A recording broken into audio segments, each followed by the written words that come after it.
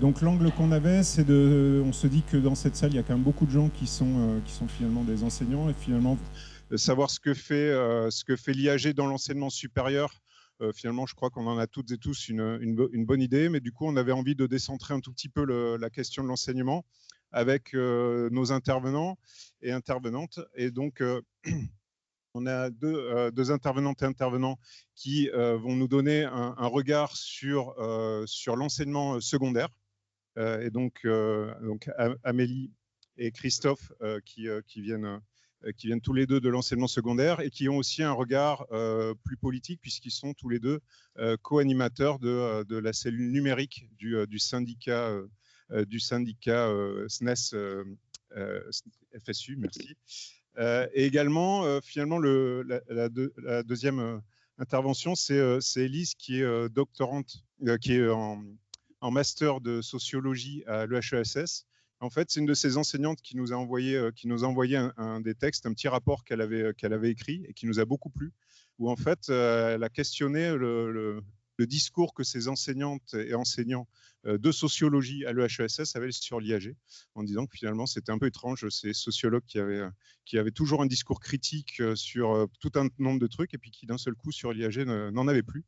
Et donc, ça nous a beaucoup plu, son rapport, et donc on lui a demandé de venir nous parler de tout ça. Donc voilà, du coup, c'est parti, on vous laisse la parole. Merci. Bonjour, d'abord merci pour l'invitation. On va faire une intervention à deux voix avec Christophe. On va se faire ce petit plaisir parce que pour fignoler la présentation, donc nous sommes tous les deux enseignants en lycée et militants au SNES FSU, et à ce titre, on anime beaucoup de formations syndicales sur le thème de ce que le numérique en général et l'IA en particulier font à nos métiers. Et en général, on les anime chacun à notre tour en fonction de notre disponibilité et jamais ensemble. Donc, merci à la Técopole de nous avoir invités, de nous permettre d'intervenir ensemble cette fois. Et je voudrais aussi insister sur le fait que voilà, on est peut-être un petit peu en décalage ici avec toutes les personnes qui ont été invitées, puisque voilà, nous n'intervenons pas au titre de travaux de recherche, voilà, mais au titre d'une pratique quotidienne de notre métier, puisque voilà, nous avons des classes, et puis d'une pratique quotidienne qui consiste à aller à la rencontre des collègues et de voir ce qui se passe dans leur classe et dans leur pratique. Et une pratique qui est celle aussi d'un collectif. Donc, encore une fois, on va mettre en valeur le fait que tout ce qu'on va vous dire ici, c'est le fruit d'un travail de réflexion collectif au sein du SNES FSU, et en particulier de ce groupe numérique qui existe depuis une petite dizaine d'années et dont le travail s'est particulièrement intensifié du fait de l'apparition des problématiques autour de l'IA aussi dans notre champ syndical. Voilà. Bien, alors je prends la suite, donc on va alterner comme ça tout le long. Alors pour le titre, ce que l'IA fait à l'enseignement, ça nous a beaucoup plu. Alors il faudrait dire en fait ce que on va dire une autorité hiérarchique, puis des intérêts économiques, managériaux, idéologiques font grâce à l'IA à l'enseignement. Mais ça va être un peu long de faire ça à chaque fois, donc on va s'économiser la périphrase.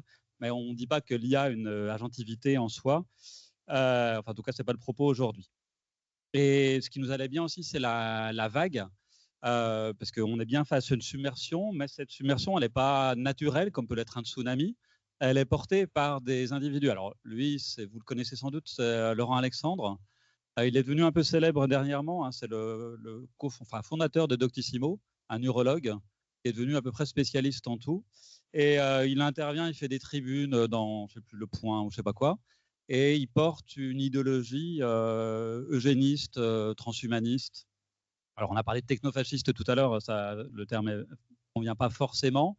En tout cas, il porte un discours particulièrement odieux, en ouvrant sans doute des fenêtres d'Overton, mais sauf que ce qu'il dit de manière odieuse, exacerbée, c'est en fait la manière outrancière de porter une idéologie et des discours qui sont souvent tenus et qu'on nous tient à nous, notamment au niveau du ministère, par exemple, de manière beaucoup plus policée. Donc regardez, là, il était invité sur France Info pour défendre son bouquin qui s'appelle « Ne faites plus d'études », écrit avec Olivier Babot, un autre de l'Institut Sapiens, qui est un institut qui se présente lui-même comme transhumaniste, anti-humaniste à vrai dire. Et donc il a cette phrase merveilleuse dans cette interview: « Le rythme de l'université est trop lent. Elle forme nos enfants à des méthodes et à des savoir-faire qui étaient bons il y a 30 ans. On n'a pas réfléchi à la façon de rendre nos enfants complémentaires de l'IA. » Donc cette phrase, alors il est capable cette phrase est monstrueuse en soi, mais il est capable de plein d'outrances comme ça. Il explique par exemple que les médecins ne devraient pas être autorisés à faire des ordonnances sans la validation d'une IA. Parce que pour lui, un médecin, une IA est l'équivalent de 1000, 10 000, il est capable de dire 1 milliard de médecins bien plus intelligents que les êtres humains. Alors, il porte cette outrance-là, vous voyez, il est invité sur France Info, il a été invité dans une commission parlementaire il n'y a pas très, très longtemps, et avec des sommités, puisqu'il y avait Olivier Babot, son pote avec lui, et puis Luc Ferry, ça doit vous dire quelque chose. Alors, il faut écouter leur audition, elle est extraordinaire. Les trois compères, ils disent vraiment littéralement n'importe quoi avec une assurance. C'était ce qu'on fait aussi. Mais voilà, un peu de recul aussi par rapport à ce qu'on dit. Mais bon, ce qu'ils disent est particulièrement préoccupant, nous inquiète, nous, et on essaie de le déconstruire. Donc, alors, je suis désolé, Voilà. Nous allons faire un plan en 4 parties parce que Christophe tient à avoir des plans parce que ça le rassure absolument. Donc, il faut que ça soit bien structuré et non pas en 3 parties, mais en 4 parties parce qu'on est quand même un petit peu disruptif. Voilà. Donc, l'idée, c'est de vous montrer qu'il y a effectivement un contexte de numérisation de l'éducation nationale qui est ancien, donc sur lequel on va revenir de manière un petit peu rapide, mais pas trop rapide non plus, parce qu'il y a des choses dont on a parlé ce matin qui trouveront un écho ici. On verra comment ça s'est accéléré avec l'IA.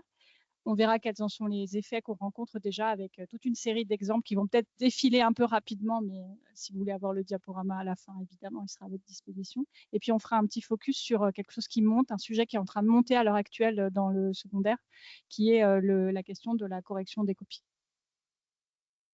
Voilà, donc, à propos de ce côté ancien, donc alors il y avait écrit dans la présentation histoire de... Je ne sais plus comment c'était présenté, alors ce n'est pas une histoire vraiment très contemporaine, on va dire.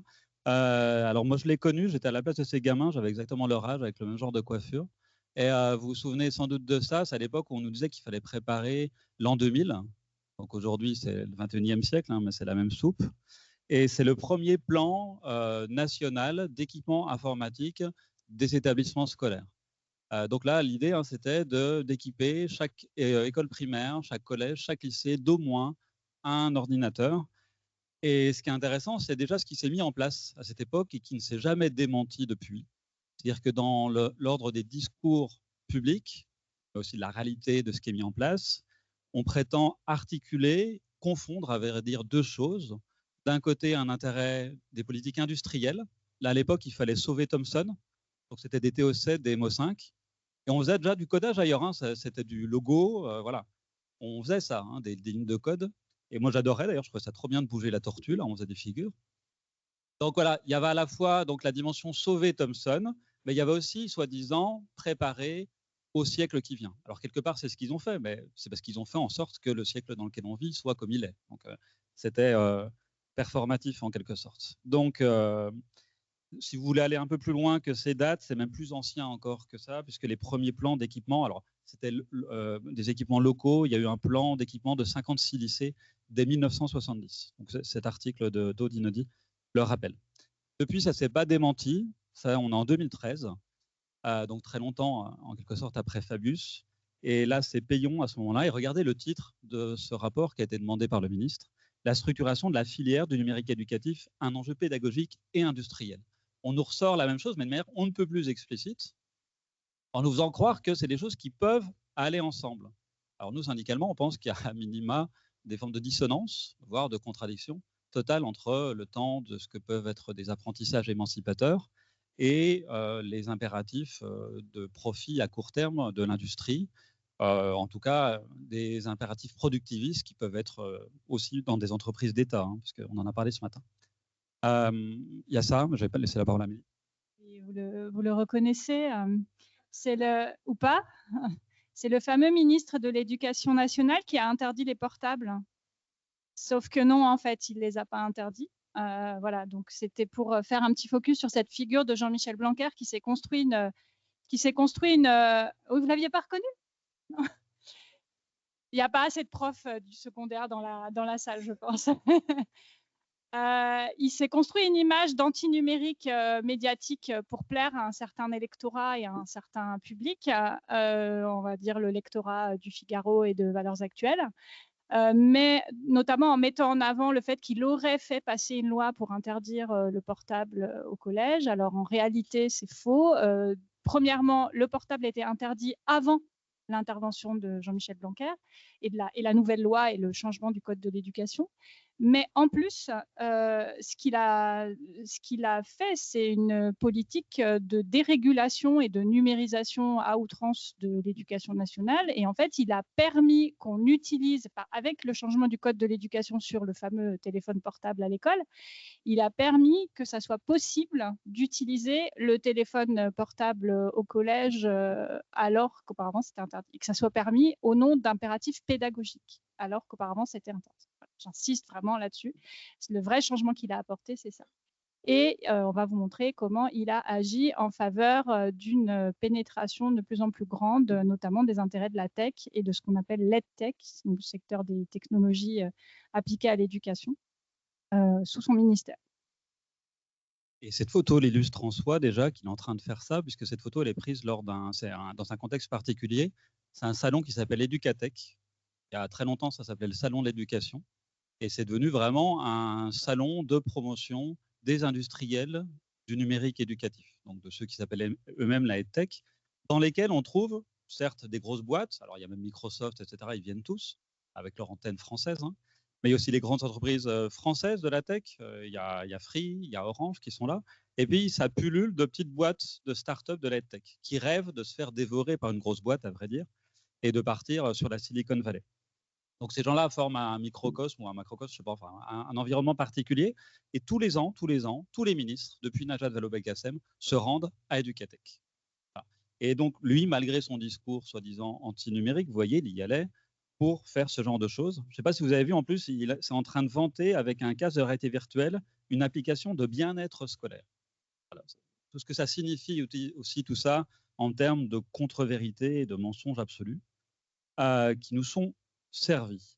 Alors, ceux qui servent justement, enfin ceux que sert Blanquer et sa politique, c'est ces gens-là, alors qu'on connaît très peu. Alors, ça ne veut pas dire que c'est un complot, qui sont dans l'ombre, etc. Mais donc, c'est des gens qui viennent directement du monde de la finance, donc des banquiers, des banquières, qu'ont fondé en 2017 EduCapital. EduCapital, c'est un fonds d'investissement pour faire émerger des champions français de la EdTech afin de s'intégrer à un grand marché mondial. Et donc, ces gens-là déroulent un discours en permanence. Bon, déjà, ne serait-ce que la photo, le site, tout pourrait être déconstruit, on pourrait y revenir. Donc, le discours, il est là maintenant avec l'IA. Va-t-on abandonner l'éducation de nos enfants à ChatGPT ou Claude? Non. L'Europe, la France, on est en train de se placer dans une bataille éducative. Et puis, elle revient sur les trucs habituels, les élèves l'utilisent, donc, etc. Il faut l'utiliser puisque les élèves l'utilisent. Et ce que nous disent ces gens, c'est un discours qui est en plusieurs points. Le premier point, c'est le capitalisme a gagné, donc tout est marchandise. Il n'y a plus que du marché. Si vous refusez cette évidence, c'est que vous n'avez pas compris le monde tel qu'il est. Donc l'éducation elle-même, de la maternelle jusqu'au sup, tout ça, c'est marchandise. Et ce capitalisme, c'est un capitalisme.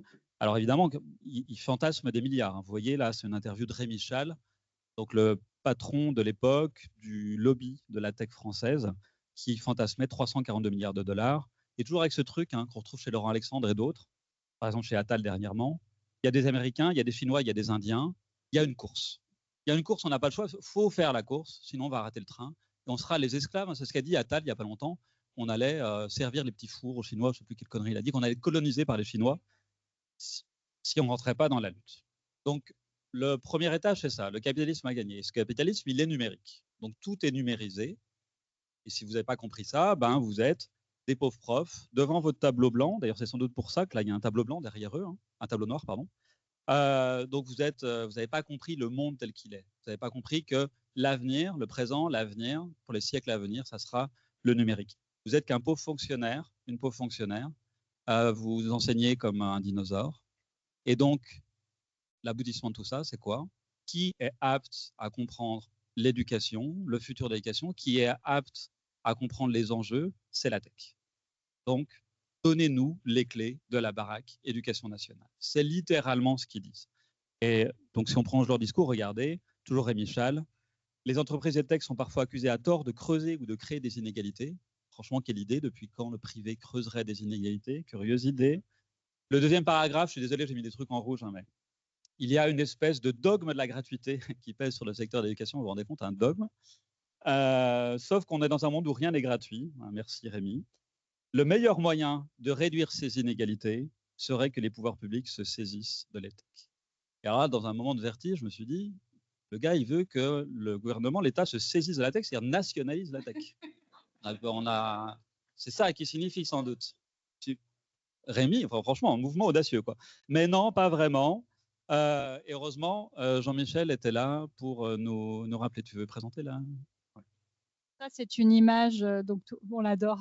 C'est une image de Jean-Michel Blanquer avec il était secrétaire d'État à l'époque au numérique, Mounir Mahjoubi, et ils étaient tous les deux donc escalités au lancement de ce fonds d'investissement Édu-Capital. Voilà, donc vous avez quand même le ministre de l'Éducation nationale qui est censé être garant et protecteur des intérêts du service public d'éducation. Qui vient parler à des investisseurs financiers de comment on va pouvoir marchandiser l'éducation. Et voilà ce qu'il leur dit. D'habitude, on passe une vidéo qui fait... Mais voilà, comme on s'est dit qu'on allait simplifier, on vous a retranscrit la vidéo. Et notamment dans cette vidéo, il reprend cette idée de partenariat public-privé. Il dit que c'est pour des raisons pédagogique, mais un peu économique quand même, industrie française, etc. Et puis regardez, en fait, il y a un passage que je n'ai pas mis en rouge, mais c'est dommage parce que c'est celui-là que je voulais, en fait. Donc j'ai tout fait sur ça, c'est bien joué. Il dit, vous avez souvent le sentiment que le monde de l'éducation nationale est un monde difficile à comprendre, opaque et finalement peu facilitant pour vous. Ça n'est qu'en partie vrai, il y a des portes d'entrée pour vos intérêts. Ce soir, vous en avez une. Et il se désigne lui-même. Donc dans ce discours, c'est pour ça qu'on monte la vidéo d'habitude, parce que c'est explicite, il fait le geste. Le ministre de l'Éducation nationale, devant des gens qui ont pour projet de financiariser, de marchandiser totalement l'éducation, dit « Je suis une porte d'entrée pour vos intérêts au sein de l'institution ». On ne peut pas être plus explicite que ça à ce moment-là. Et c'est ça, en fait, que porte, selon nos analyses syndicales, la numérisation et maintenant l'imposition à marche forcée de l'IA dans le domaine éducatif. C'est notamment ce projet-là, qui est ancien. Hein. L'IA ne l'invente pas, bien sûr, mais accélère le projet de marchandisation totale, un projet d'une école totalement capitaliste. Ce projet, on le retrouve dans des documents comme la stratégie du numérique pour l'éducation. Alors, j'imagine que la plupart d'entre vous n'ont jamais entendu parler de ce document. Pourtant, c'est un document qui guide les politiques publiques en matière d'éducation. Il y a un service au ministère de l'Éducation nationale qui s'appelle la DNE, la Direction du numérique éducatif. Et en fait, cette DNE est en train, ces dernières années, de prendre de plus en plus d'importance au point où, en quelque sorte, elle met son nez partout, dans tous les dossiers, dans tous les aspects du fonctionnement du ministère. Et notamment à travers des grands schémas directeurs, en quelque sorte, comme cette stratégie du numérique pour l'éducation qui balaye un peu tous les aspects, en fait. Il y a les aspects contenu des programmes, les aspects comment on va gérer les agents et agentes, il y a les aspects techniques, enfin, il s'occupe un peu de tout. Et la stratégie du numérique pour l'éducation, comme nous, on la découvre en tant qu'organisation syndicale représentative des personnels, c'est quand elle nous arrive, on est convoqué quasiment du jour au lendemain, disons peut-être avec une semaine pour se retourner, hein, on est convoqué à une réunion au ministère en nous expliquant on va vous présenter un texte. Et puis, vous allez donner votre avis dessus. Enfin, même pas. Je pense même pas qu'on vient. Voilà, c'est dans le cadre du dialogue social, comme on dit, hein, comme ils ont l'habitude de dire. Et puis, nous, on découvre un texte, en fait, qui est quasiment terminé, qu'on n'a jamais vu passer, qui n'a jamais été présenté à nous, dont on ignorait même qu'il y avait des gens qui étaient en train de l'écrire. Et en fait, qui est-ce qui l'a écrit ce texte? C'est l'ADNE, donc avec ceux qu'ils estiment être les acteurs du numérique pour l'éducation, qui sont donc pas nous, c'est-à-dire pas les personnels, et encore moins leurs représentants et représentantes au niveau syndical. Mais par contre, ils ont bossé pendant des semaines et des semaines pour écrire leur stratégie avec deux catégories d'acteurs bien particulières, les collectivités territoriales, parce que ce sont les collectivités territoriales qui font les équipements, aussi bien les communes pour les écoles, les départements pour les collèges et les régions pour les lycées. Et puis, ils ont discuté avec la tech, en fait, avec les entreprises de l'EdTech, dont font partie, il faut bien en avoir conscience, dont font partie aussi les éditeurs scolaires maintenant. En fait, les éditeurs scolaires sont aussi inclus dans ce package, les acteurs de l'EdTech, puisqu'ils ont, maintenant un énorme volant numérique. Voilà. Voilà pour ce qui est d'exemples de travail avec des acteurs privés et marchands. Je n'ai pas présenté l'image qui est là, mais on essaye de présenter des images faites par des humains, parce qu'il y en a de moins en moins. Donc là, c'est un artiste franco-états-unien qui s'appelle David Revoy et qui revisitait un petit peu l'histoire de, vous savez, la machine là dans le roman qui dit 42 à la fin quand on lui pose des questions, laquelle met 3. Voilà, c'est un peu cette image-là. On balance tout dans l'IA, puis elle finit par nous donner une réponse qui est t'as qu'à bouffer des cailloux maintenant que tu as tout cramé. Donc l'image est assez sympa, pas super optimiste, mais un petit peu sympa quand même. Donc l'accélération en cours autour de l'IA. Alors, je sais que Villani est bien apprécié dans les milieux universitaires. Et donc c'est un peu contrasté. Il a une image contrastée. Enfin, lui-même, il a un parcours un peu contrasté. Et il a fait ce rapport assez finalement loin dans le temps, en 2018, 8 ans, à l'image des IA génératifs, puisqu'on parle essentiellement de ces IA-là aujourd'hui, mais pas uniquement. Il met là, alors je ne vais pas dire que c'est fondateur, j'en sais rien, mais il met par écrit des choses qu'on retrouve sans arrêt depuis. Il n'est pas question de remplacer les profs. Alors ça, on nous le dit tellement souvent que, voilà, j'ai même pas besoin de terminer ma phrase. Au bout d'un moment, quand même, on se dit, ah ouais, t'es sûr, vraiment, pourquoi tu le dis comme ça? Et donc, on ne va pas nous remplacer, soyons-en sûrs. Et là, ensuite, il utilise un vocabulaire qui est un vocabulaire macroniste, en fait. Alors, évidemment, l'accumulation de data pour transformer le design du cours. Donc, notre cours a un design, je ne savais pas, avec une expérience utilisateur, j'imagine, et progressivement déplacer la valeur de leur enseignement vers la scénarisation, c'est là, c'est l'expérience d'apprentissage et l'accompagnement personnalisé des élèves. Ça, on le trouve partout, ce vocabulaire-là, depuis, sans arrêt, vendu par les marchands d'IA dans le domaine éducatif, notamment. Et alors, il n'y a hélas pas que les marchands d'IA, il y a aussi tous ceux qui sont les VRP, à tous les niveaux. Donc, je ne dis pas qu'il y a forcément une impulsion internationale, mais il ne faut pas ignorer ce qui se passe au niveau international dans ces questions-là, évidemment. On n'a pas tout lu ces rapports, mais on les a à minima sériés. Voilà, toutes les institutions au niveau international, quasiment, enfin un grand nombre d'institutions se saisissent de la question de l'IA et de l'éducation. Au niveau national, c'est pareil, tout le monde, les gouvernements, ministères, directions interministérielles numériques, le Sénat, la Cour des comptes, vous voyez tout le monde, même le Conseil d'État, tout le monde parle d'IA et d'éducation à un moment ou à un autre. Puis évidemment, tout le monde au sein de l'éducation nationale, vous voyez, du ministre jusqu'aux collègues. Alors nous ici, on ne va pas insister sur tous les exemples qu'on a mis, mais c'est notre intention, c'est à travers la multiplicité d'exemples de vous montrer à quel point ce n'est pas juste des mots balancés comme ça, mais qu'il y a vraiment une volonté très très forte, et plus qu'une volonté, il y a déjà des actes qui consistent à, c'est leur mot, nous acculturer. Voilà, ils parlent d'acculturation, c'est un mot qu'on va trouver dès la première diapo et ensuite dans les autres, et acculturer à la fois les personnels, les élèves et les familles.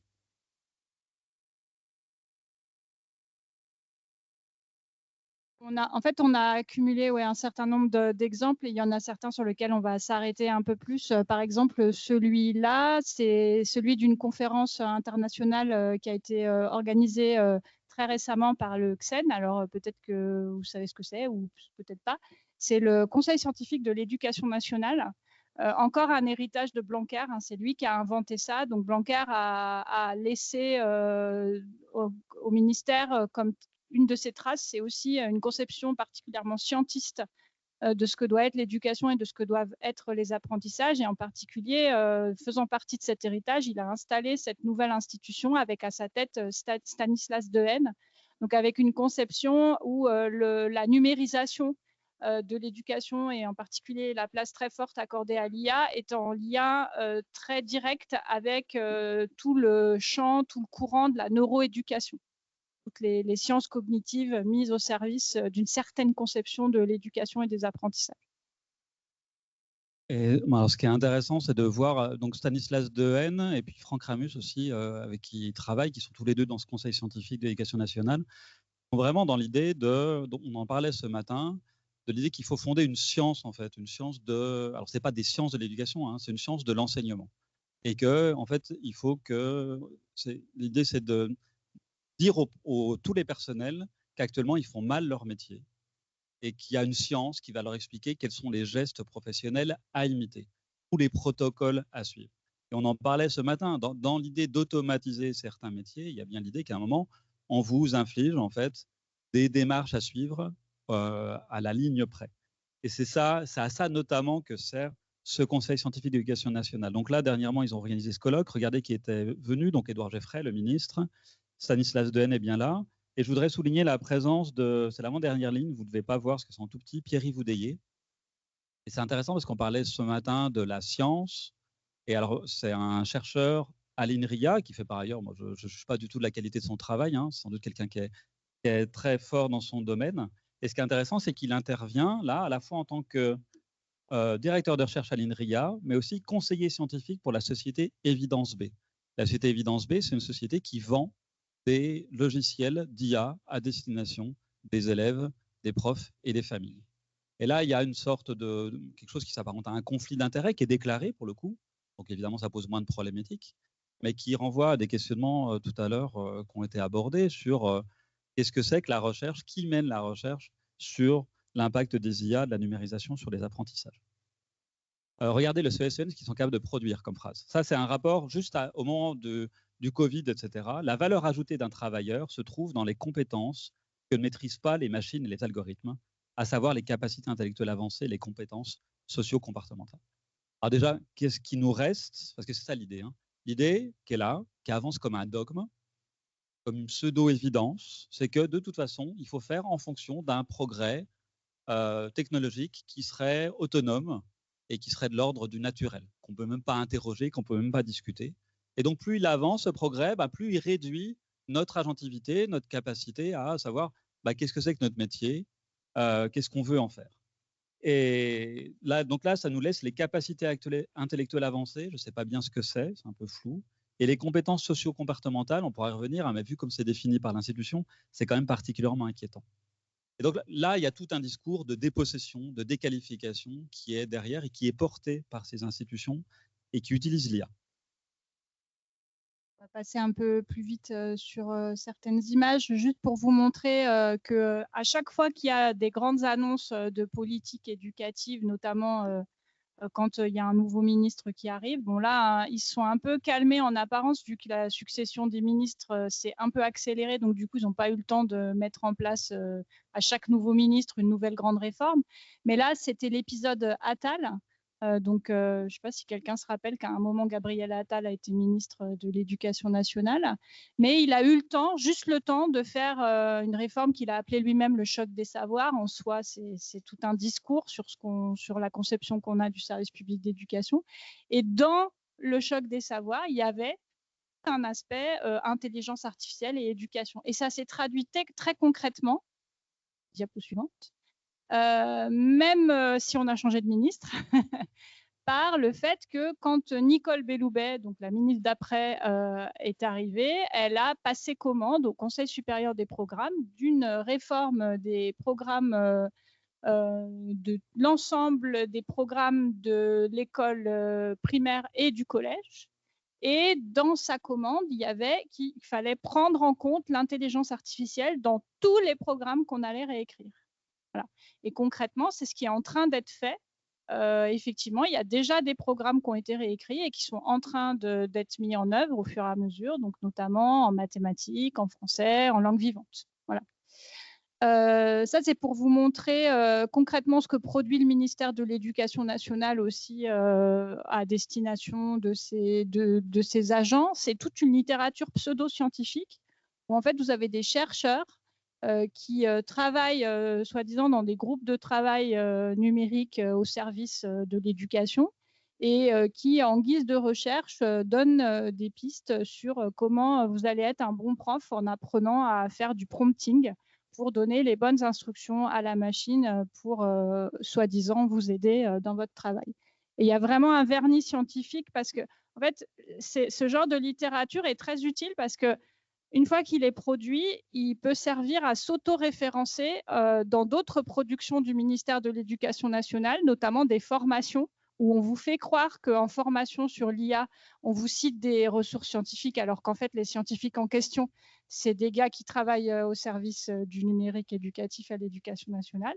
Et comme ça, ils se citent en boucle les uns les autres et arrivent à faire croire à des collègues qui n'ont pas suivi, par exemple, nos formations syndicales un peu plus critiques, qu'ils s'appuient vraiment sur la science. Et vous voyez, ils nous prennent vraiment pour des billes, parce qu'on est tellement nuls qu'on ne sait même pas faire un prompt nous-mêmes. C'est tellement compliqué un prompt. Parce que là, c'est, voilà, je suis professeur dans tel établissement, j'enseigne telle chose, tel programme.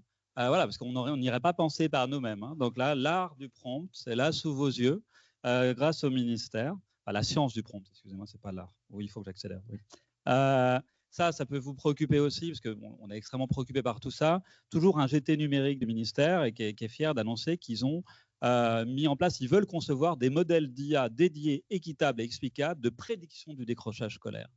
Et donc là, prédiction du décrochage scolaire, on voit ce que ça charrie en termes d'imaginaire de société, en fait, en termes idéologiques. Et c'est là qu'on se rend compte que quand Born expliquait qu'il fallait travailler l'orientation dès la maternelle, ce n'est pas un accident de parcours, en fait. Ça correspond à un imaginaire de la société, à un projet politique. Ça, on va passer vite, mais c'est dommage, mais c'est dans le même sens. C'est un cadre d'usage, on pourrait revenir dans les questions peut-être, et surtout qui porte, alors que c'est un cadre d'usage qui est censé donc limiter les usages. Un cadre, ça limite. La moitié du doc, c'est une promotion de l'IA. Et regardez ce qui est écrit, l'école a un rôle essentiel à jouer dans l'accompagnement de cette transformation. À aucun moment, vous allez trouver la question de est-ce qu'il faut vraiment aller vers les IA? Est-ce que ce ne serait pas par hasard une mauvaise idée? Est-ce qu'on ne pourrait pas, à minimum, ralentir? Non. Il y a une transformation. Tout ce qu'on fait, nous, c'est accompagner la transformation. Sacrée ambition quand même pour l'éducation nationale. Et regardez aussi comme ils nous prennent pour des billes. Ça, c'est Magistère, c'est notre plateforme pour nous former. Il y a 3-4 formations sur IA éducation. Regardez comment elle est présentée. Formation d'acculturation destinée à fournir des éléments de langage. Voilà comment on est traité. Voilà. C'est tout sauf une formation, en fait. C'est un formatage. Voilà. C'est aussi un côté grotesque, presque insultant, mais qui, dans la bouche, finalement, alors je reprends une image d'informatique, mais d'un logiciel macroniste ou macronien, c'est parfaitement logique, finalement, parce que pour eux, c'est ça. Il n'y a plus vérité, il n'y a plus réel, en fait. Il y a des éléments de langage. Et regardez, ça, c'est pour vous, le SR, la fiche de route de novembre 2024. Regardez la colonne de droite. Acculturer, former et faire adopter l'IA partout. Il n'y a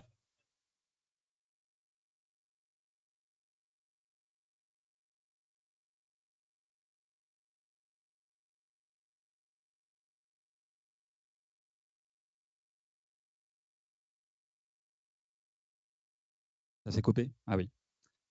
Donc, des plans, des partenariats publics-privés, ils sont là. Il y a eu toute une enquête de journalistes de France Info, Radio France, qui s'appelle Marie Dupin, qui a montré qu'en fait, il y a des liaisons dangereuses entre, on va dire, la tech, le gouvernement et une partie du monde de la recherche autour de, voilà, notamment d'intérêts financiers. C'est-à-dire, en gros, le gouvernement dit on veut, ou ça peut être un rectorat, dit on veut une solution, avec plein de guillemets, pour corriger les copies automatiquement.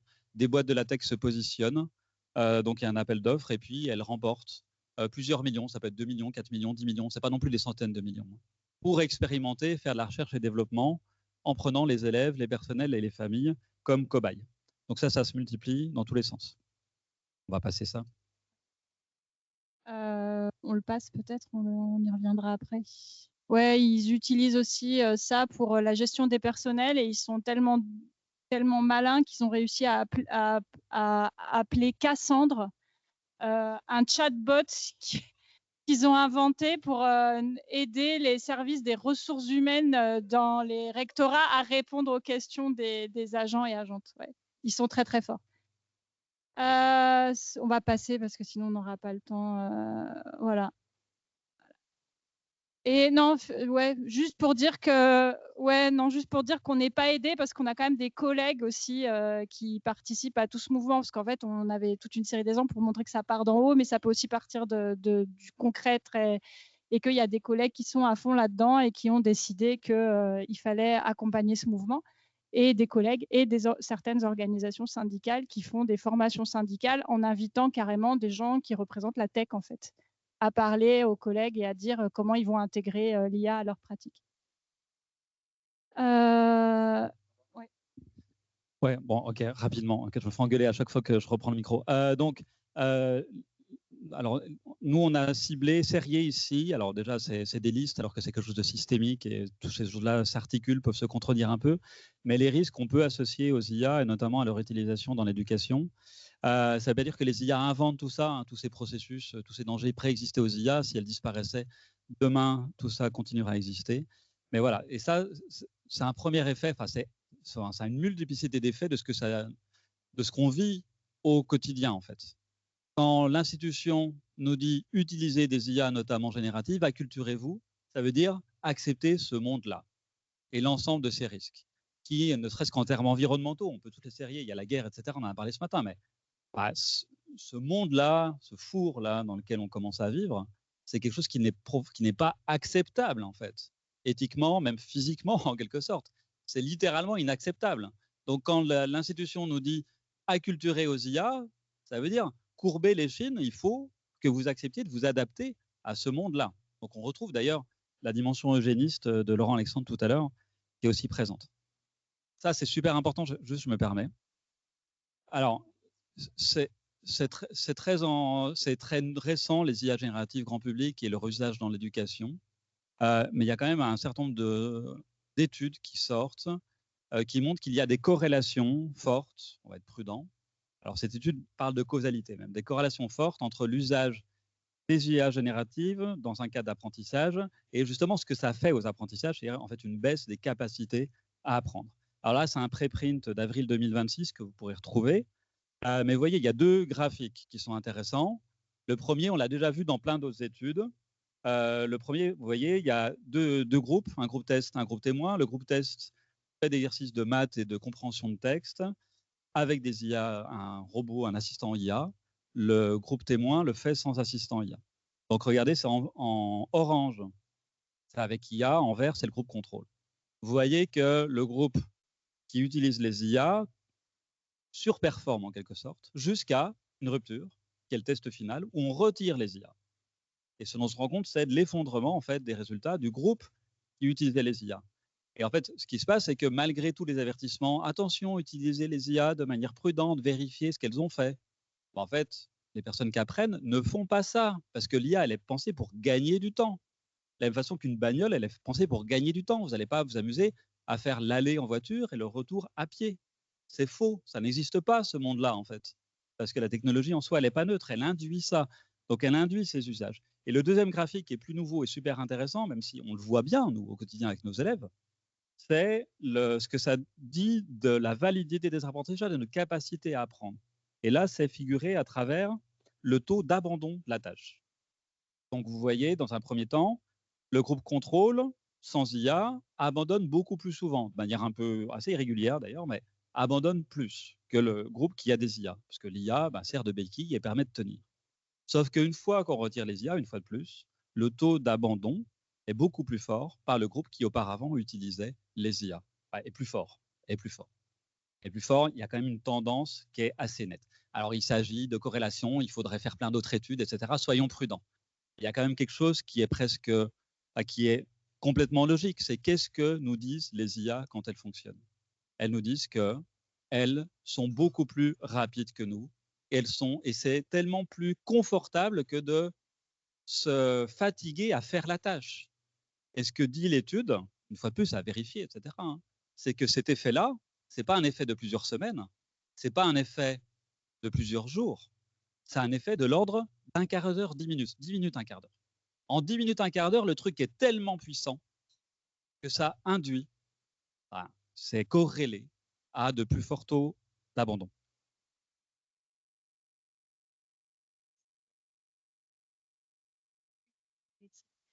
Donc, on va venir à la question de ce que ça fait, de ce que ça fait à nos métiers.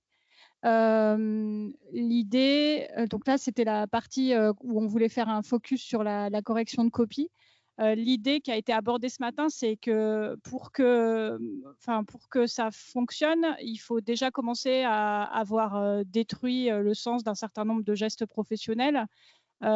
Pour qu'ensuite pouvoir expliquer que ces gestes, ils vont pouvoir, vous allez y trouver un avantage à le faire par des IA. Et c'est exactement ce à quoi on est confronté avec la correction de copies automatisées et avec ce qui nous est vendu comme l'avenir, à savoir utiliser des solutions d'IA pour leur faire corriger les copies. Est-ce que tu peux passer ?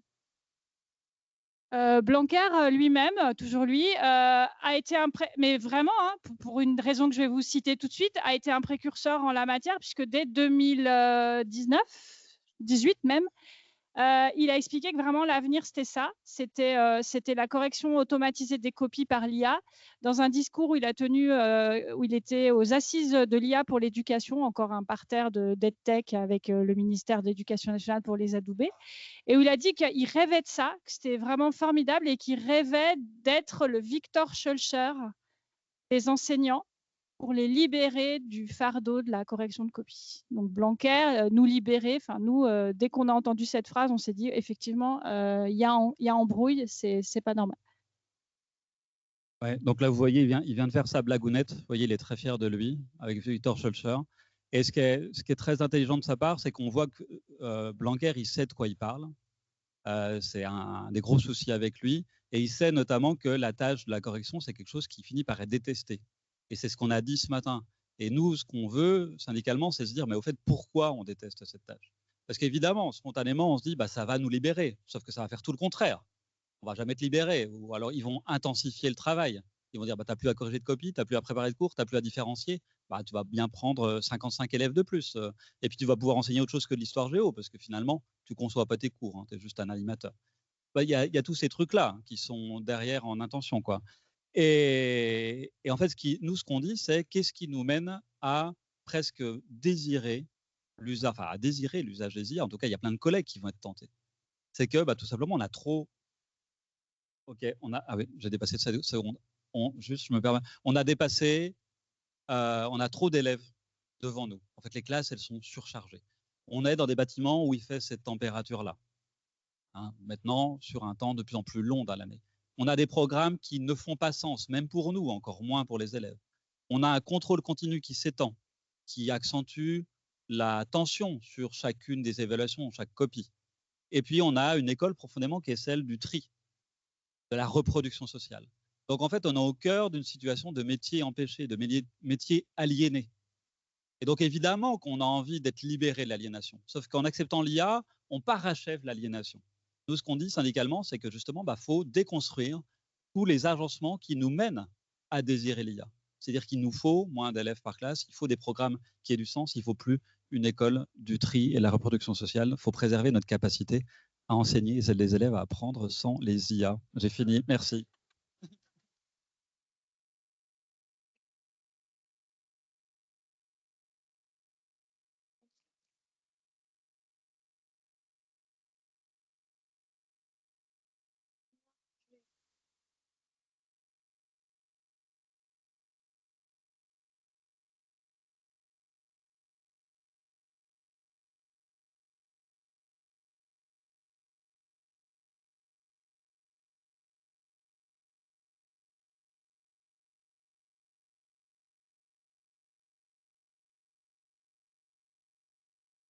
Super. Donc moi, je viens de finir mon master de sociologie à l'EHESS, là, il y a 2 jours.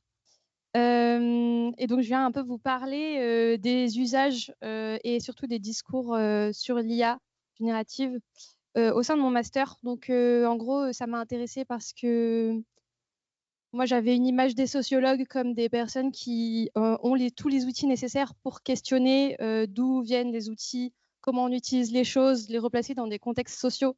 Et donc, quand au début de l'année, les professeurs comme les élèves ont commencé à discuter quotidiennement d'intelligence artificielle générative, j'attendais avec hâte qu'on puisse en parler.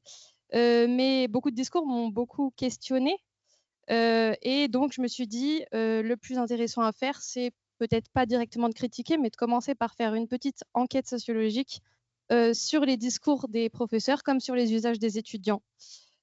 En fait, je me doute bien que, comme je parle en tant qu'étudiante, vous vous attendez peut-être à ce que je vous explique comment les étudiants et étudiantes utilisent l'intelligence artificielle dans leur vie universitaire, parce que votre rôle de prof, ce serait de savoir comment réagir aux étudiants.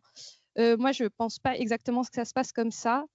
En fait, à mon avis, les discours que les professeurs tiennent viennent pas après les pratiques des étudiants, mais peuvent créer des pratiques d'étudiants ou les encourager. C'est peut-être plus une interaction. Donc, à mon avis, il faut pouvoir observer les deux en parallèle pour pouvoir un peu mieux comprendre ce qui se passe. Donc moi, ce que j'ai fait, j'ai passé un questionnaire au sein de mon master. Donc parmi les étudiants de M1 et de M2, j'ai recueilli 40-45 réponses environ. Donc ça fait un tiers de l'effectif de mon master, pour vous donner un petit peu des idées. Et après, j'ai aussi assisté à des journées un petit peu de formation des doctorants de l'EHESS sur les questions de l'IA, pour avoir un petit peu aussi les discours des professeurs autour de ça. Du coup, j'aimerais d'abord pouvoir vous montrer que les discours sont tenus principalement en présentant l'IA comme un outil. Donc, en fait, dans le questionnaire, j'ai demandé aux étudiants de me détailler toutes les situations dans les cours dans lesquels leurs professeurs parlaient d'IA, pour savoir un peu comment l'IA était présentée. Et la plupart du temps, en fait, les discours tenus par les professeurs, donc au cours des séminaires qu'on suit, peuvent être des séminaires de recherche, de méthode ou quoi que ce soit, ce sont quasiment uniquement des discours qui soit s'inquiètent de l'usage des étudiants, soit qui promeuvent l'IA, comme on disait, par exemple pour faire du codage informatique, soit qui essayent de réguler son utilisation en disant, bon, on utilise l'IA, mais que de cette manière ou pas de cette manière. Voilà, parfois, des professeurs ont décidé d'eux-mêmes d'utiliser l'intelligence artificielle en mettant les données des élèves dessus pour voir ce que ça fait, ou alors demandent de faire des rendus avec l'IA pour tester. Voilà. Il y a juste un seul cours où c'est un prof qui est dédié dans la sociologie informatique qui prend l'IA comme un sujet de recherche. Mais donc, en fait, ce qui est intéressant, c'est de voir que les inquiétudes et les perplexités qui sont questionnées par les enseignants-chercheurs, c'est quasiment uniquement sur les dérives de l'utilisation de l'IA par les étudiants dans un cadre de « il faut contrôler ce que les étudiants produisent pour être sûr qu'on les évalue eux et qu'on n'évalue pas l'IA ». Et donc, de ça, les principales discussions naissent sur des recommandations à respecter, des moyens de contrôle dont les étudiants doivent se saisir. Donc, constituer un bon prompt, vérifier les références que l'IA nous donne, s'engager à être transparent, noter à la fin de nos travaux si on a utilisé l'IA ou pas, ou des choses comme ça. Et donc, c'est ce genre de pratiques qui sont qualifiées de pratiques éthiques. Voilà, donc il y a un peu toujours ce discours de comme on ne contrôle pas l'IA, il faut un petit peu contrôler comment on l'utilise. Et donc on retrouve aussi une dynamique un peu similaire dans les séminaires d'éthique que j'ai pu observer, où en fait, un petit peu, ils commencent toujours par faire une présentation de toutes les performances de l'IA, donc à quoi elle sert, qu'est-ce qu'elle va nous apporter. Après, ils disent rapidement tous les risques que ça peut causer, mais en fait, c'est assez amalgamant, on va dire, genre ça peut, dans la même slide, ils vont mettre les biais que ça peut produire en termes de mise en équivalence des données ou alors les questions écologiques. Voilà, donc il n'y a pas forcément de différenciation entre ce que cause l'IA et les conditions de production de l'IA. De fait, ça conduit en fait à la conclusion, j'ai l'impression, autant par ceux qui produisent le discours que par les étudiants qui reçoivent ce discours, que l'IA, c'est quand même vachement bien. Bon, il y a quelques soucis, donc il va falloir réguler. Et en fait, ça produit un petit peu ça. Donc là, je vous ai mis un petit peu ce que je vous disais tout à l'heure, les types d'usage. Mais en fait, c'est un peu, moi, mon point principal, c'est que donc, en tenant ce discours, les professeurs cadrent l'espace disponible de discussion sur un usage éthique. Et donc, sur un usage, on prend l'IA comme un outil et on va mettre des limites pour savoir bien l'utiliser. Mais donc, il n'y a aucune possibilité de discuter des conditions de production et de discuter de est-ce que ça vaut le coup de l'utiliser ou pas. Donc, je me suis demandé pourquoi elle est évoquée que comme un outil. En fait, ce qui m'a aussi particulièrement questionnée, c'est que dès qu'ils parlent en tant que chercheurs, par exemple, qu'ils étudient l'impact de l'IA dans la médecine, ils sont capables de prendre de la distance et de montrer que c'est un système socio-technique, que ça conduit des biais de cadrage, que ça transforme l'entièreté de l'activité médicale. Alors que dès qu'on revient dans le cadre sociologique, ils reprennent un rôle de professeur principalement, et donc ils reviennent à ce que je viens de dire. Et donc, il y a souvent du coup l'argument qui est utilisé de comme les étudiants utilisent déjà l'IA, c'est pas de la faute des professeurs, c'est eux qui se calquent à l'utilisation de l'IA et donc qui réduisent leur discussion seulement à l'utilisation d'un outil. Ce que je trouve assez questionnant. Mais donc, cet argument, pour moi, il s'appuie sur 3 présupposés. D'abord, ça veut dire que l'utilisation de l'IA est répandue parmi les étudiants. Ensuite, ça voudrait dire que cette utilisation, elle est banalisée et acceptée par tous les étudiants qui l'utilisent. Et en plus, ça voudrait dire, en troisième point, que si les professeurs mettent un questionnement de l'usage de l'IA, les étudiants le rejetteraient et ça couperait le dialogue. Donc pour moi, c'est 3 présupposés qu'on peut tous les 3 questionner. Donc déjà, là, je vous montre que dans mon master, en tout cas, il y a plus d'étudiants qui utilisent l'IA dans leur vie quotidienne. Moins d'étudiants qui utilisent l'IA dans leur vie quotidienne qu'en sociologie. Donc, moi, ça m'a beaucoup posé question. Soit peut-être l'IA est un outil plus adapté à la formation de sociologie qu'à la vie quotidienne, mais on pourrait aussi le lire comme si tout le monde banalise l'utilisation de l'IA en sociologie, ça peut aussi encourager les étudiants. Et moi, c'est des discussions que j'ai pu avoir avec plusieurs étudiants de oui, mais comme les profs nous conseillent d'utiliser ChatGPT pour faire notre socio-quantitative, bah, évidemment, je l'utilise. Donc ça peut aussi encourager le mouvement qu'on disait déjà exister.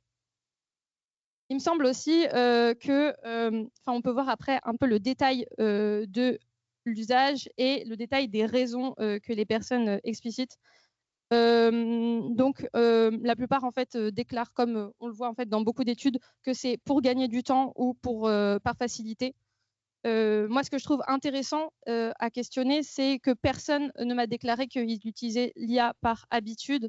Et donc, même s'il y a une habitude qui peut être très rapide au bout d'un quart d'heure peut-être, je pense qu'il y a aussi un rôle de réversibilité possible au niveau des professeurs et au niveau des autres étudiants aussi. C'est un usage qui est encore relativement nouveau et donc qui peut aussi être questionné. Et donc, sachant que dans le graphique précédent que je montrais, il y a quand même un cinquième des étudiants qui n'utilisent jamais l'intelligence artificielle en sociologie. Donc, ce n'est pas l'entièreté des étudiants qui l'utilisent. Et d'autant plus que ceux qui l'utilisent ne sont pas forcément absolument convaincus et ils le font, comme on dit principalement, c'est par facilité et pour gagner du temps, ce n'est pas forcément par conviction personnelle. Donc, je pense qu'il y a des choses qui sont assez questionnables. Et d'autre part, je pense que tenir un discours anti-IA, qui est toujours présenté comme un versant négatif ou quelque chose qui plomberait l'ambiance ou qui amènerait le rejet des étudiants, en fait, pour moi, on n'est pas obligé de... tenir cette position ne va pas avec ces qualificatifs négatifs. Parce qu'en fait, on peut aussi questionner l'usage de l'IA en ayant un discours positif, c'est-à-dire en valorisant une éthique du renoncement, par exemple, en mettant en avant ce que renoncer à l'IA pourrait permettre. Et en fait, pour moi, l'enjeu va être de tenir un discours anti-IA en mettant en avant ce qu'on peut faire à la place pour aller au-delà. Donc, progresser en s'entraînant, créer des réseaux de solidarité entre étudiants, de relecture, se soutenir, créer des meilleures relations entre profs et étudiants pour aller au-delà en fait, de toutes les choses qui peuvent pousser des étudiants à l'utiliser.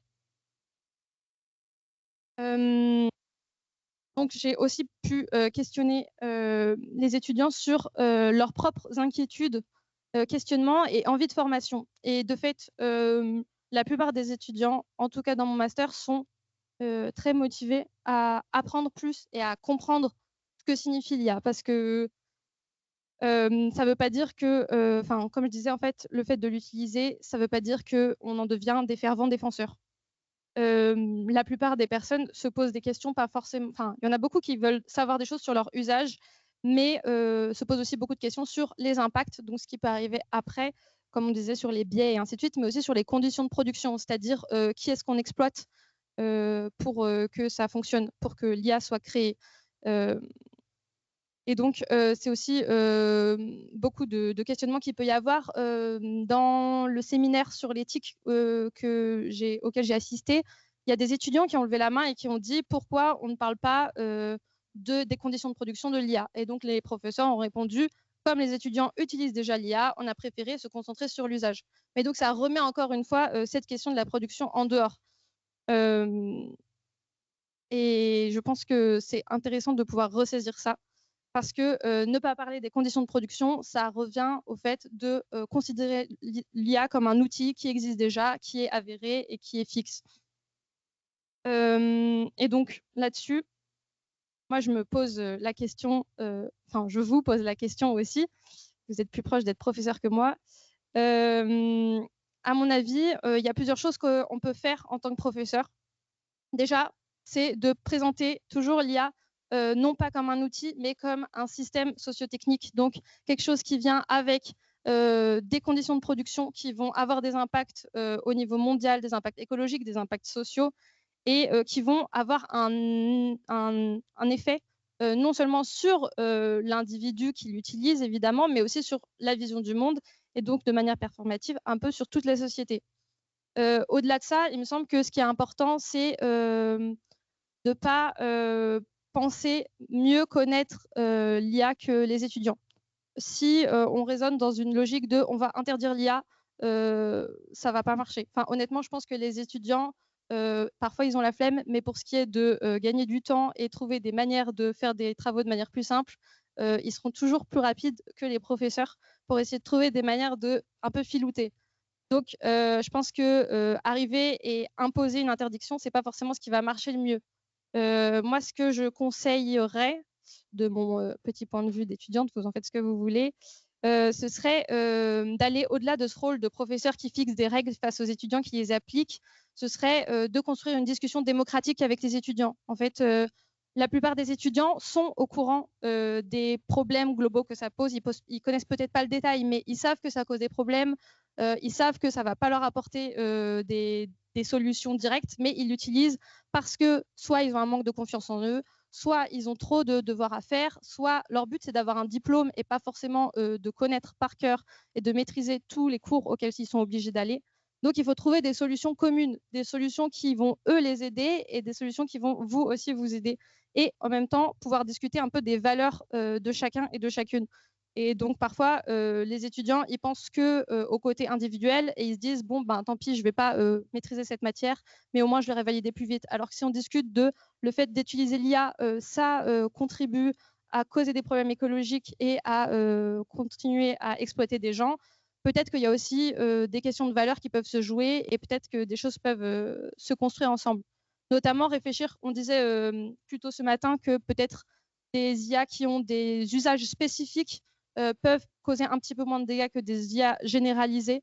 On peut aussi questionner entre les IA qui appartiennent à des géants et qui réutilisent des données ou des IA qui peuvent être plus locales pour trouver des solutions un peu de points médians entre une position anti-IA complète et certains besoins étudiants. Parce que de toute façon, même si vous adaptez vos cours et que vous construisez un espace de dialogue et de rassurance, vous maîtrisez seulement l'espace de votre cours ou alors peut-être vous maîtrisez l'espace de votre master, de votre licence si jamais vous dirigez des formations. Mais de fait, les étudiants seront toujours confrontés à d'autres profs qui n'auront pas ce point de vue-là. Donc, il faut toujours leur trouver des solutions pour réduire de ce côté-là. Et ce qui me semble intéressant principalement, c'est que en fait, l'université et l'enseignement supérieur, principalement, c'est une expérience de solitude et de stress pour les étudiants. Stress par rapport à la réussite de leurs études, stress par rapport à la suite. Et donc, de fait, la solution, c'est pas forcément de leur mettre plus de contraintes. Enfin, moi, à mon avis, c'est pas ce qu'il faut chercher, mais il faut essayer de créer une atmosphère de soutien mutuel et d'encouragement et de recréer des relations individuelles entre profs et élèves. Enfin, là, je suis tombée sur plusieurs études aussi d'étudiants qui témoignent de leur usage de l'IA.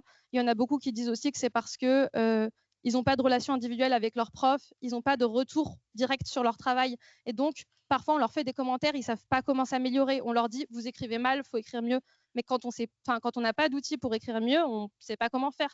Quand on n'a pas de personnes à qui s'adresser pour progresser et que l'enseignant a 50 personnes et qu'il ne peut pas consacrer plus de 30 secondes par élève, on ne peut pas progresser. Donc, je ne sais pas, mais par exemple, nous, là, dans mon master, on a mis en place des binômes de relecture mutuelle où on essaye de se faire des retours pour éviter justement de passer par l'IA pour avoir des relectures de l'IA.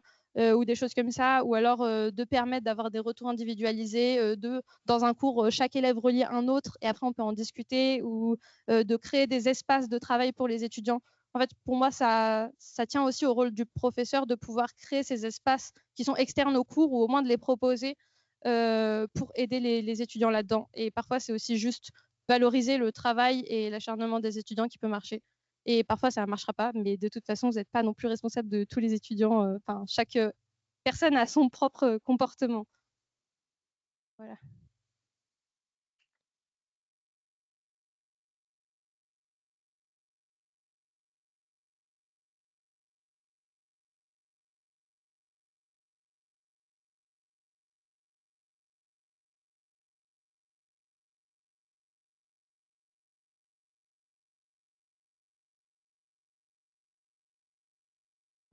Oui, c'est bon. Merci beaucoup pour ces deux interventions à deux voix et qui étaient vraiment très riches.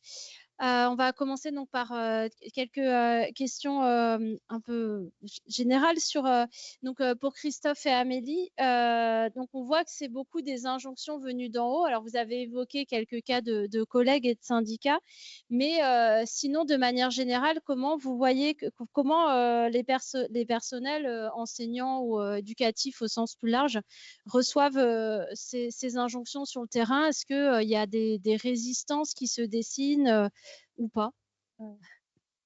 Les collègues, ils reçoivent des discours à l'intérieur de. Alors, il faut bien avoir conscience que les collègues, ils reçoivent des discours à l'intérieur de l'éducation nationale par la hiérarchie, les collègues, les formateurs, etc. Mais ils reçoivent aussi tous les discours de la société médiatique. Enfin, il y a aussi tout un l'article de presse sur IA et éducation est en train de devenir un genre en soi. Donc, il faut bien comprendre que la profession, elle reçoit ça aussi tous les jours. Et face à ça, on pense qu'il y a à peu près trois types de collègues. Il y a une minorité de proactifs qui sont à fond dedans et qui trouvent que c'est formidable. Donc, vous en avez eu un exemple qu'on a mis sur une diapo, par exemple, qui, au passage, est un de mes collègues avec qui je bosse au quotidien au lycée. C'est très agréable. Et il y a une minorité de collègues qui ont vraiment conscientisé, politisé, pensé un refus et une attitude très critique et militante, on va dire. Et puis, entre ces deux extrêmes-là, il y a l'immense majorité des collègues qui savent pas trop quoi en penser, qui notamment ont du mal à politiser la chose, qui sont pas forcément dans la prise de conscience que la clé de tout ça, elle est dans la réaction collective.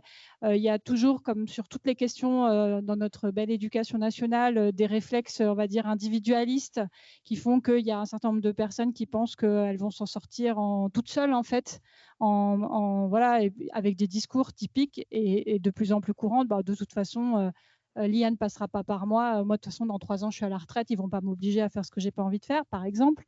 Ou, tiens, je vais tester parce que oui, pourquoi pas. Puis, je n'ai pas envie de rester, d'avoir l'air du prof qui n'a rien compris au monde moderne. Voilà. Donc, mais il faut voir aussi, pour nous, c'est important de comprendre que il y a des agencements, il y a des conditions de travail, des conditions qui sont faites à la profession qui peuvent expliquer ce manque, on va dire un manque de prise de conscience collective du sujet. Ceci dit, j'insiste sur le fait que nous, syndicalement, on a constaté à travers toutes les formations qu'on a animées que quand on fait des formations quelque part, quand il y a des sections académiques du SNES FSU qui annoncent un stage de formation syndicale sur IA et éducation, mais on n'a jamais vu autant d'inscrits dans ces formations syndicales-là. Les collègues, ils ont envie de réflexion critique, ils ont envie qu'on leur apporte autre chose que la bouillie de la formation institutionnelle. Merci. Et Elise, alors bon, tu l'as déjà un peu présenté, enfin tu l'as déjà un peu dit dans ta présentation, mais est-ce qu'il y a aussi du côté des étudiants et des étudiantes, voilà, est-ce qu'il y a des formes de résistance ou par rapport notamment, c'était un peu évoqué sur la rédaction des mémoires, enfin comment ça se manifeste, et est-ce que quand les enseignants suggèrent, voire incitent à utiliser l'IA, est-ce que tu as vu des réactions dans un sens ou dans un autre? Oui, alors moi, le contexte particulier dans lequel je me trouve, c'est que j'étais en master recherche, donc des étudiants qui se destinent principalement à continuer en thèse. Donc, je pense que ça peut varier par rapport à d'autres masters où le mémoire est vécu plus comme un exercice un petit peu fatigant qu'il faut faire vite pour finir son diplôme. Là, je pense qu'il y a peu de personnes de mon master qui ont utilisé l'IA directement pour écrire leur mémoire. Après, je pense que ça existe potentiellement et que souvent les usages sont partiels, c'est-à-dire que c'est pas rédigé ensemble, mais comme je disais par exemple sur de la relecture pour être accompagné là-dessus. Après, pour ce qui est des résistances, j'ai l'impression que pour l'instant, c'est surtout sous forme d'engagement individuel, donc de dire qu'on n'utilise pas l'IA et d'essayer de convaincre nos camarades individuellement à ne pas utiliser l'IA, ça marche plus ou moins. Hein, à force de répéter tous les jours qu'on ne veut pas utiliser l'IA, on commence à essaimer, on va dire, petit à petit. Après, je pense qu'il y a aussi des difficultés pour certains étudiants une fois que les profs leur disent ou leur interdisent d'utiliser l'IA, mais qu'on voit que d'autres profs utilisent l'IA, il peut y avoir parfois un sentiment d'hypocrisie de la part des professeurs de se dire OK, nous, on n'a pas le droit, mais là, on voit clairement que son support de cours a été fait par IA. Que se passe-t-il? Donc, ça peut aussi mettre en difficulté ces choses-là. Mais j'ai l'impression que la plupart du temps, l'IA est surtout utilisée pour les travaux dans lesquels on ne trouve pas de sens ou on ne trouve pas d'intérêt. C'est-à-dire, typiquement, en master de recherche, on doit tous valider un cours de langue. À mon avis, la plupart des rendus du cours de langue sont faits avec DeepL. Voilà, parce qu'on n'a pas envie d'apprendre à traduire un texte en anglais ou en espagnol, parce que dans notre cours de master, on a envie de faire de la recherche de sociologie. Et voilà.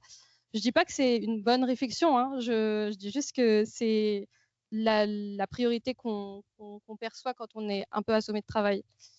Voilà. C'est intéressant, ça recoupe ce que vous disiez, c'est-à-dire que ce qui fait sens, on le laisse moins à l'IA que quand on a déjà perdu le sens de ce qu'on faisait. Et une question qui s'adresse à vous tous, avec cette perspective, donc c'était l'idée de voir ce qui se passe dans le secondaire, mais et de comparer en fait, qu'est-ce qu'on peut avoir comme perspective, enfin, qu'est-ce que ça nous dit cette comparaison, qu'est-ce qu'il y a de similaire, de différent, vous voulez répondre, Amélie ou Christophe? Nous, on pense en fait, on est tous enseignants et enseignantes, que ce soit dans le supérieur ou dans le secondaire, donc partant de ces métiers-là. La différence, enfin nous, on voit à force d'échanger, on voit quand même un certain nombre de différences. La première à laquelle je pense, c'est la liberté académique. Nous, on n'a pas la liberté académique en fait. On a la liberté pédagogique, et la liberté pédagogique, ça n'a rien à voir. C'est une liberté très encadrée, cadrée par des textes contraignants. Et on a on a quand même une double hiérarchie à la fois administrative et pédagogique qui peut nous tomber dessus si jamais on n'est pas dans les clous en fait, hein, très concrètement. Et on est voilà, quand on vient tenir un discours critique qui va dans le sens inverse de tout ce que dit la hiérarchie, forcément ça peut avoir voilà, c'est pas du tout, enfin faut avoir un petit peu de, faut être un peu sûr de soi et être sûr de la force du collectif autour de soi pour le tenir. Je pense que la deuxième différence aussi, c'est le rapport à qui on adresse notre travail. Nous, notre travail d'enseignement, on l'adresse non seulement aux élèves, mais aussi à leurs familles, mais aussi à tout un entourage en fait, aux parents d'élèves qui sont quand même assez présents. Et notamment, c'est très présent sur les enjeux autour de la triche et le travail à la maison.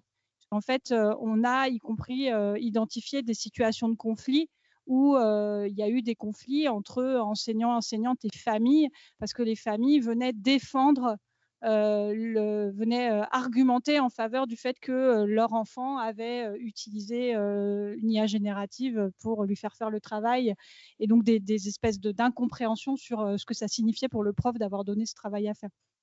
On avait identifié une troisième différence, mais j'ai oublié. Alors, c'est sur la façon on voit plus quelque chose quand on est dans le secondaire, c'est le travail en train d'être fait. Alors, on le voit quand même dans le supérieur avec des TP, par exemple. Mais c'est vrai qu'en cours magistral ou même dans la plupart des formes des TD, on voit plutôt l'aboutissement de ce qui est un travail ou ce qu'aurait pu être un travail à travers un oral, et puis des écrits, enfin des examens, voilà. Mais le travail en train d'être fait, c'est au cœur de notre métier dans le secondaire. Et du coup, on voit assez immédiatement les effets de non-apprentissage. Vous, ça peut être un peu prorogé, enfin quand on est dans le sup, c'est un peu prorogé, ça peut être plusieurs semaines, plusieurs mois plus tard. Nous, c'est assez immédiat. Et puis la dernière différence, c'était en termes de capacité à résister, mais on espère que ça sera la même et qu'on y arrivera, puis on en parlera tout à l'heure. Voilà, donc je ne court-circuite pas l'autre atelier.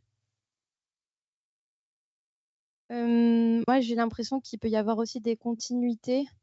Je dirais potentiellement une continuité dans la méfiance que les professeurs peuvent avoir par rapport aux élèves ou aux étudiants.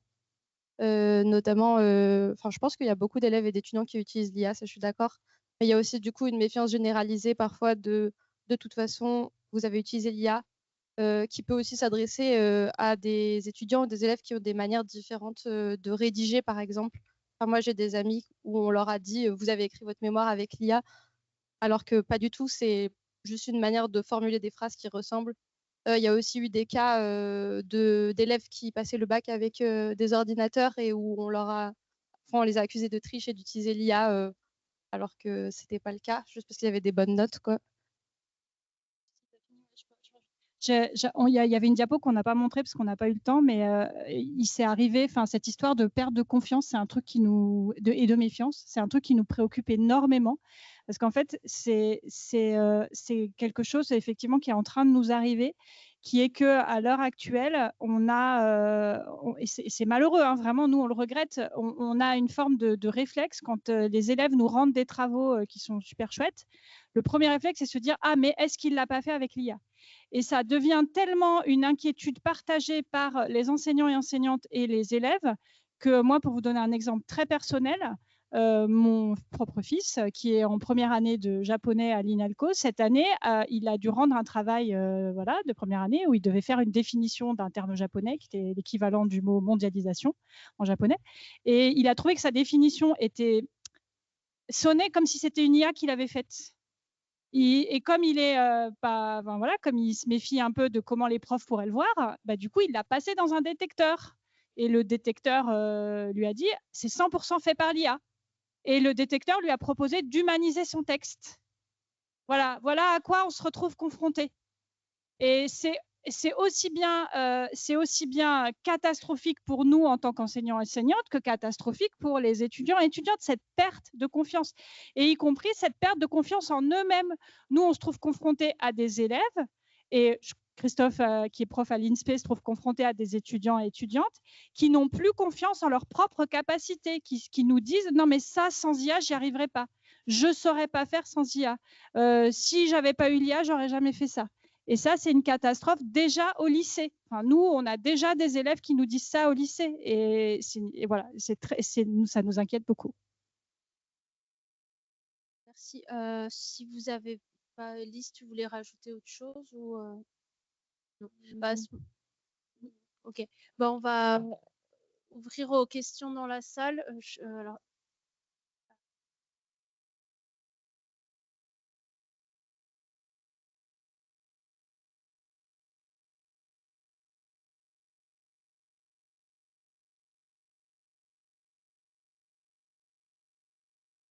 merci pour ces exposés assez fracassants. Et voilà, vous avez parlé de profs qui accompagnent le mouvement, qui sont proactifs. Tu as parlé de profs, en fait, voilà, où il y a une forme d'hypocrisie, en fait. C'est chaud ce qui est raconté.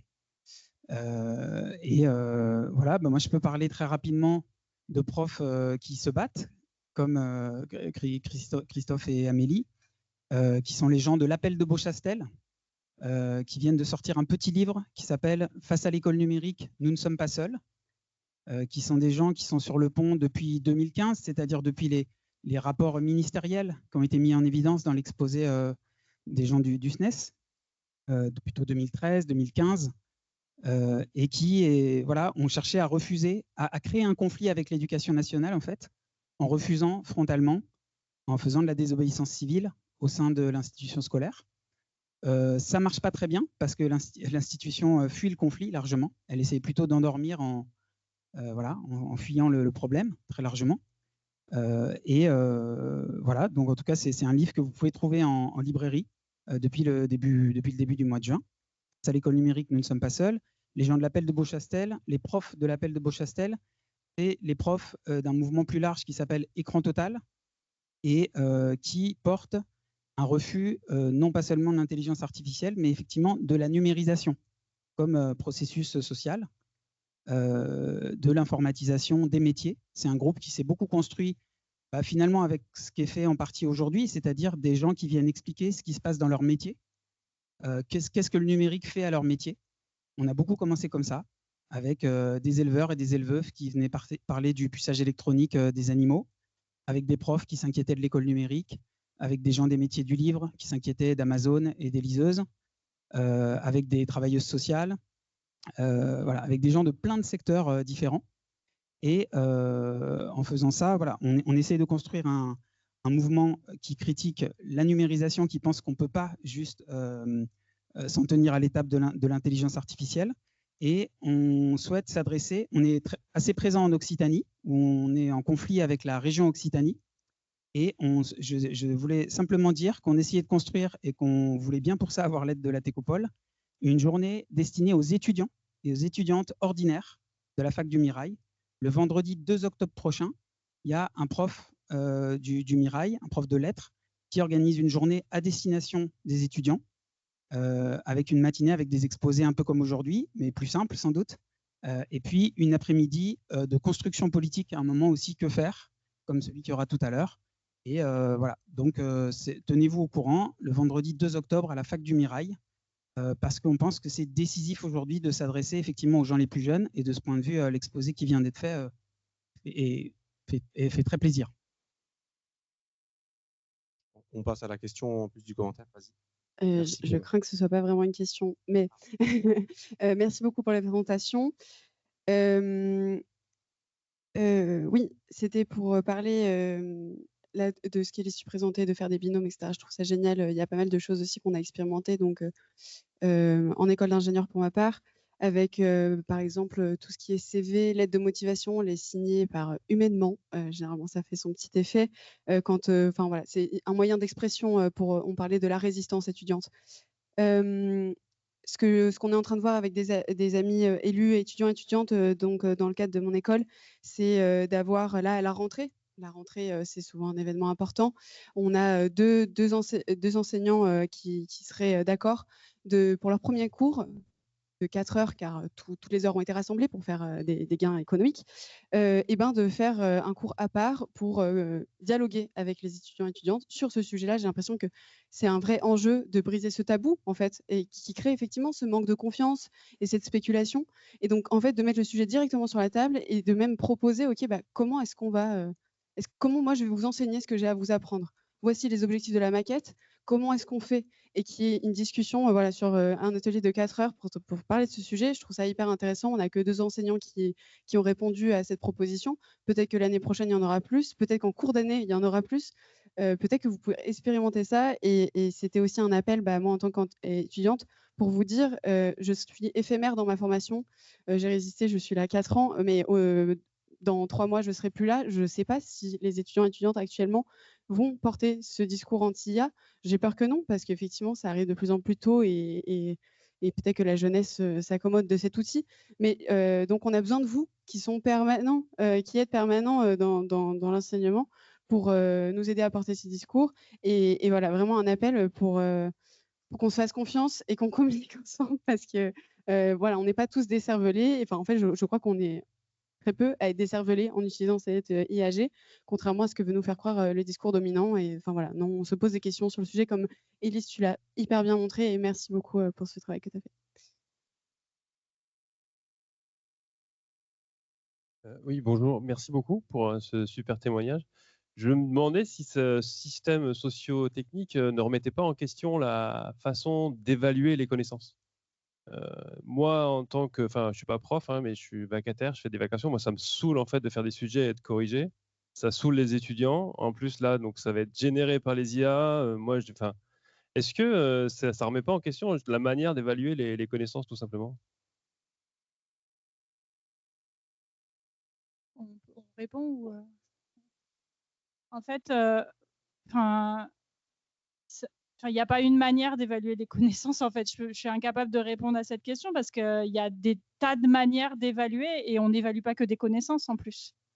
On évalue voilà, des savoir-faire, donc La question, c'est pas juste l'évaluation tout court. Enfin, c'est quoi la place de l'évaluation? Nous, par exemple, notre positionnement, c'est de dire abandonnons cette évolution à l'heure actuelle de l'éducation nationale qui consiste à teach to the test. En fait, on doit d'abord se poser la question de ce qu'on veut transmettre, de ce qu'on veut que les élèves connaissent, sachent faire.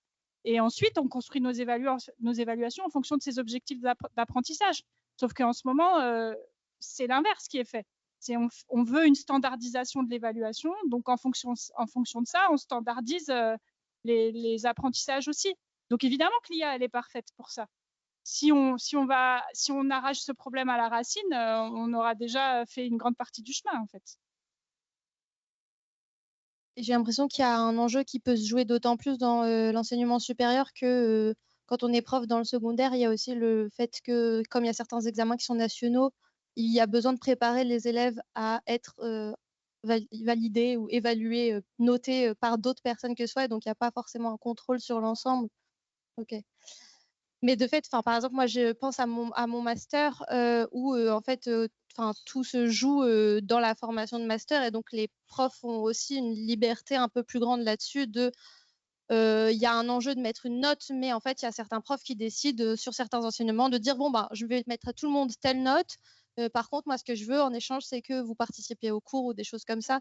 Et donc, il y a aussi une variabilité qui est possible, en fait, de pas forcément revenir à la disserte pour chaque cours où on va reprendre des éléments du cours et ajouter notre propre point de vue d'étudiant, mais où on peut imaginer des choses beaucoup plus artistiques, créatives, orales, je sais pas, tout au long de l'année, participatives, et où là, ça peut aussi ressaisir les étudiants et étudiantes qui vont se dire OK, là, je fais pas la 46e disserte depuis que je suis rentrée dans l'enseignement supérieur. Je dis disserte parce que c'est ça qu'on fait en sciences sociales, mais j'imagine que ça, il y a d'autres exercices types pour les sciences formelles et les sciences naturelles. Mais je pense que c'est aussi quelque chose qui peut être saisi par les profs et qui peut aussi questionner vos propres charges, on va dire, plutôt que d'avoir à corriger 26 fois la même disserte. Peut-être que d'autres types d'exercices peuvent aussi vous faire varier dans votre quotidien.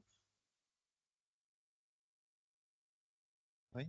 Une question pour Élise. Je voulais savoir si, ici en bas, si tu avais présenté déjà ton master à tes profs et si oui, quelle était leur réaction quand tu leur dis que tu leur demandais pourquoi ils perdent leur sens critique dès qu'il est question d'IA, qui est quand même. Je serais très curieux d'avoir leur réaction. Ouais, en fait, moi, le biais que j'ai fait, là, je l'ai premièrement envoyé par mail à toute l'équipe pédagogique de mon master, donc tous les étudiants et tous les professeurs qui donnent des cours en sociologie. J'ai pas eu beaucoup de retours, mais j'ai eu quelques retours, notamment d'une sociologue qui faisait partie des personnes que j'ai pu observer tenir ce discours, qui m'a dit qu'elle était très intéressée. Voilà. Et une autre professeure qui travaille sur l'éthique aussi et qui donc était très motivée à monter une enquête collective sur les usages de l'IA au sein de l'EHESS. On va voir si ça pourra se faire ou pas. Voilà. Après, je pense que ça se continue et moi, ma conclusion principale, c'est que les sociologues restent des acteurs sociaux comme les autres et que donc on a chacun ses biais, ses positions à tenir, ses mécanismes de défense et les rôles un petit peu qu'on joue de manière autonome, ordinaire, on va dire, sans y réfléchir. Voilà, donc moi j'ai envie de poursuivre la recherche sur les sociologues, mais voilà. Merci, donc on va arrêter là cette session.